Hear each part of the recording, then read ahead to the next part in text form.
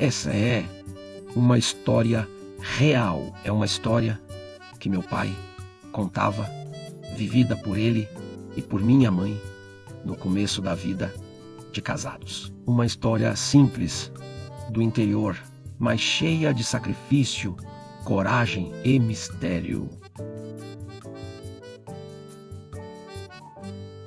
Meus pais namoraram por 6 anos, depois mais um ano de noivado.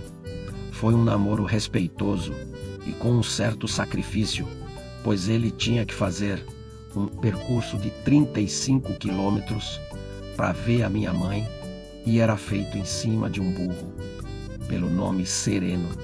Mas o sacrifício valia a pena, pois ele era muito bem recebido pelos pais e também pelos irmãos dela. O casamento foi realizado dia 31 de julho de 1945, uma segunda-feira, às 2 horas da tarde, na igreja de Nossa Senhora da Piedade, na cidade de Barbacena. Tudo registrado, tudo preparado, como era feito naquele tempo.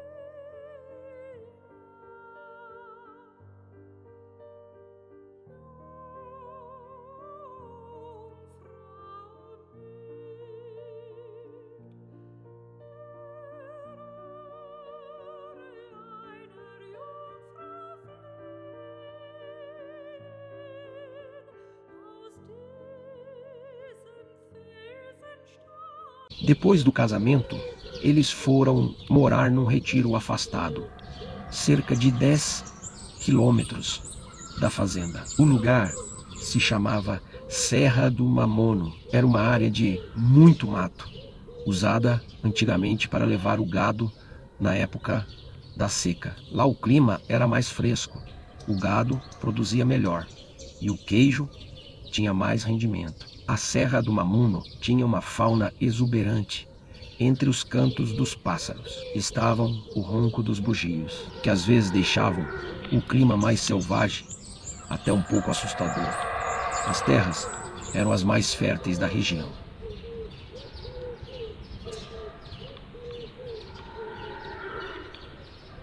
A atividade principal era a recria do gado e a produção de queijos. O gado era um gado rústico, que viviam apenas de pasto e raras vezes um sal grosso para lamber no coxo. Eles trabalhavam juntos, dividindo as tarefas do dia a dia, se alimentavam da caça e outros alimentos cultivados nas terras férteis do Mamono.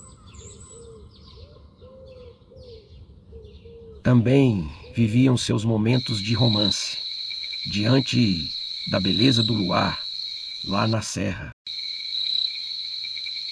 A opção de viver sozinhos no Mamuno gerava riscos à própria vida. A vida na Serra do Mamono não era apenas isolada, era perigosa. Meu pai contava que por volta das 10 horas da manhã, se alguém fosse até os pinheiros que existiam na divisa do pasto com o mato, era comum ver várias cobras cascavéis reunidas. Ali elas ficavam à espera dos ratos que vinham comer os pinhões. Era mais um risco constante daquele lugar, num tempo em que não havia socorro fácil, nem estrada, nem ajuda por perto. Minha mãe contava que certo dia estava lavando roupa no biquinho d'água, como era de costume, quando de repente viu uma onça parda se aproximando. Ela se apavorou, mas permaneceu imóvel, parada, como se fosse uma estátua. Ao que tudo indica, essa atitude deu certo. A onça passou e seguiu o seu caminho. Foi um momento extremamente tenso, mas que, felizmente, terminou bem.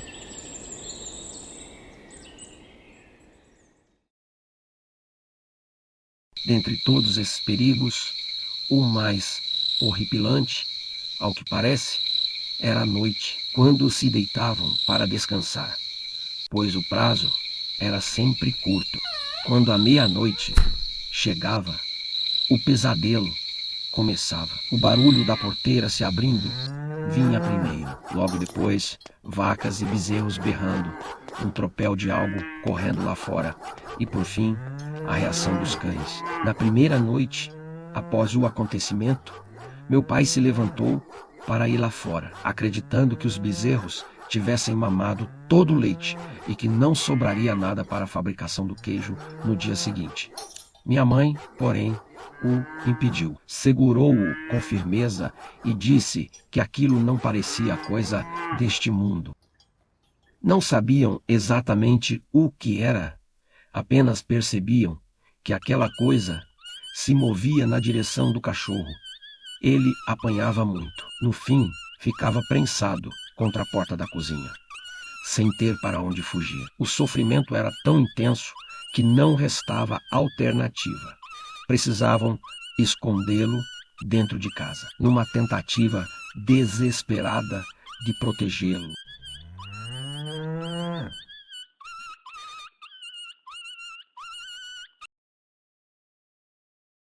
O amanhecer veio depois da noite horrenda, mas trouxe um silêncio que não tranquilizava.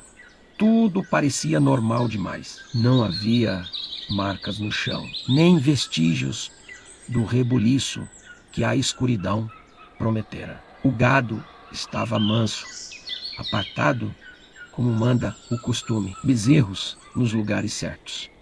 Nenhuma vaca fora do lote, nenhuma porteira aberta. Justamente por isso, algo inquietava. A ausência de sinais pesava mais do que qualquer rastro. Era como se a noite tivesse passado sem deixar permissão para ser lembrada. Depois de tudo o que haviam enfrentado, os dois chegaram a um acordo. Difícil, porém necessário, voltar para a casa dos pais de meu pai. Ali, entre limites, sacrifícios e esperança, permaneceriam até que fosse possível erguer com as próprias mãos a casa que marcaria o início de uma nova vida.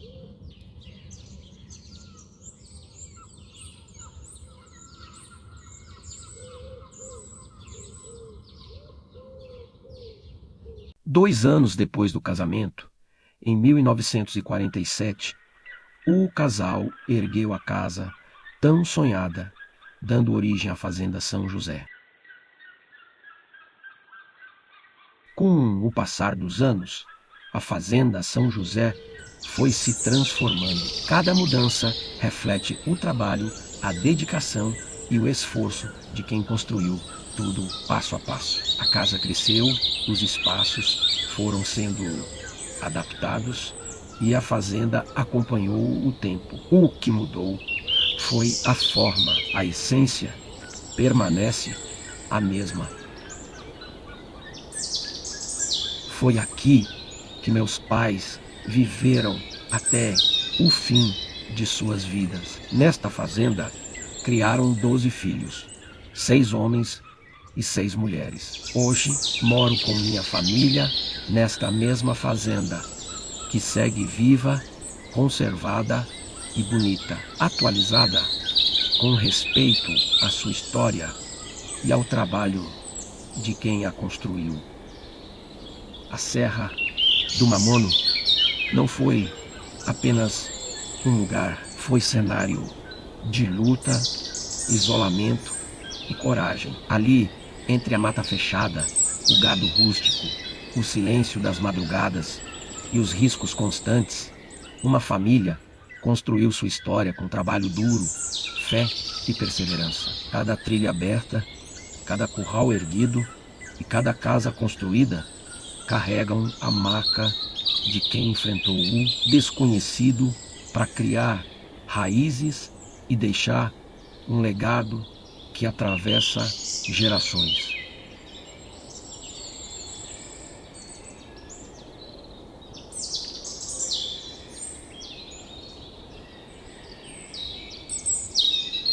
Se você gostou dessa história da Serra do Mamuno e da Fazenda São José, se inscreva no canal e deixe o seu like. Isso fortalece o canal e ajuda a manter vivas histórias reais, construídas com trabalho, coragem e família.